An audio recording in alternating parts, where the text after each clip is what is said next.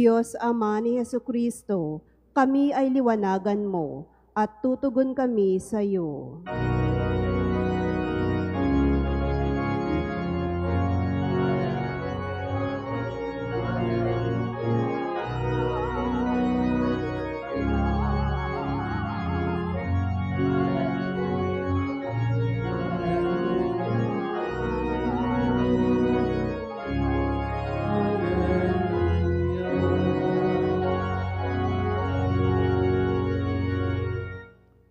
Sumainyo ang Panginoon. At sumaiyo rin. Ang mabuting balita ng Panginoon ayon kay San Marcos. Papuri sa iyo, Panginoon.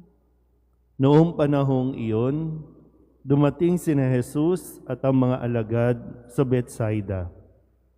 Dinala kay Jesus ng ilang tao ang isang bulag at ipinamanhik na hipuin ito. Inakay niya ito sa labas ng bayan, niluran sa mga mata, saka ipinatong ang kanyang mga kamay. May nakikita ka na bang anuman? Tanong niya. Tumingin ang lalaki at ang wika. Nakakakita po ako ng mga taong lumalakad, ngunit sila'y parang punong kahoy. Muling hinipo ni Jesus ang mga mata ng bulag. Ito'y tuminging mabuti. Nanumbalik ang kanyang paningin at maninaw niyang nakita ang lahat. Sinabi sa kanya ni Jesus, umuwi ka na. Huwag ka nang dumaan sa bayan. Ang mabuting balita ng Panginoon. Pinupuri ka namin, Panginoong Hesukristo. Isang magandang umaga po sa inyong lahat. Ngayon po ay Miyerkules ng ika-6 na linggo sa karaniwang panahon at mula po sa Ebanghelyo ni San Marcos ang kwento tungkol sa pagpapagaling o pagbibigay paningin muli doon sa isang taong bulag, no? Mula doon sa Betsaida. At dito nga po ay pinapakiusap kay Jesus na hipuin ang taong ito para siya'y muling makakita. So hindi ko alam kung pinanganak na bulag, basta ang sinabi dito ay dinala ang isang tao na bulag at ipinakiusap. No? At ang ginawa ni Jesus ay, kasi mahalaga po na makita din natin yung bawat pagkilos, no, na ginagawa ni Jesus. Yung paghipo, yung paghawak, yung paglura, lahat po yan, no, ay mayroong mga kumbaga kahulugan na dapat nating makita din. So ngayon, no, maganda rin na hilingin natin sa Panginoon na bagamat nakakakita tayo, ay sana nga maging malinaw ang ating pong paningin at mas makita natin ng maliwanag ang kalagayan natin o ang sitwasyon natin. Kasi nung ilayo ni Jesus yung taong bulag, sabi inilabas doon sa bayan. No? Kasi siguro no, magulo, talagang crowded. So inilabas at doon ay hinawakan ng kanyang mata. Sabi nga dito, lumura at hunipo, no, ni Jesus ang kanyang mata. At dito tinanong, may nakikita ka na bang anuman? Hindi niya naman sinabi, may nakikita ka na ba? Specific, no? Pero ang sabi naman ni Jesus, may nakikita ka na bang kahit ano? Kasi no, yung kahulugan ng anuman. May nakikita ka bang anuman o kahit ano? Totoo naman, opo, may nakikita po ako mga tao, pero para mga punong kahoy. Kaya muli siyang hinipo ni Jesus, yung mata niya at nakakita na ng mas maliwanag. Okay pa tayo? Okay. So gaya ng nasabi ko kanina, maganda po nahilingin natin sa Diyos na makakita talaga tayo ng malinaw. Marami pong sitwasyon, kalagayan natin mismo, yung akala natin, yan na siya. Yung pag nakita mo, yan na. Kaya napakabilis natin mag-react, lalo na kapag pangit yung nakikita natin o hindi maganda sa paningin natin. Sa unang tingin, akala mo problema. Sa unang tingin, akala mo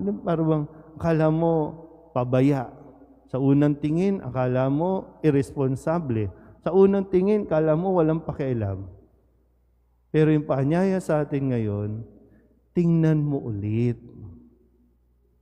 Tingnan mo. Paakala mo hindi ka mahal. Tingnan mo ulit. Kala natin lagi, no? Pasaway yung mga batang solvent dito. Tingnan mo ulit.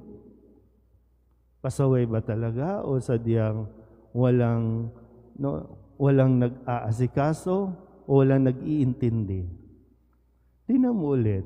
Baka akala mo lang hindi ka mahal ng magulang mo. Tingnan mo ulit. Para makita mo yung ibang side.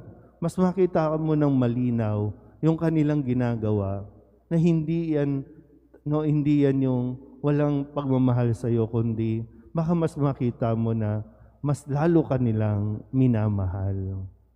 Tingnan mo ulit. Sa sitwasyon natin, parang minsan kontento na tayo na sa isang tingin lang, okay na, mabait na yan.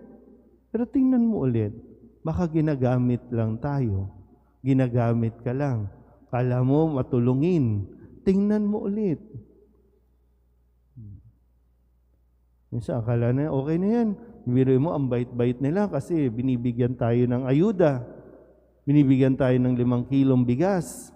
Binibigyan tayo ng cash flows, no, ng paayuda. Kala natin, ang bait-bait na. Tingnan mo ulit. Kasi puro nakaw ang kanilang binibigay. Tingnan mo ulit. Ang bilis tayong mag-react ng mga sitwasyon natin ngayon.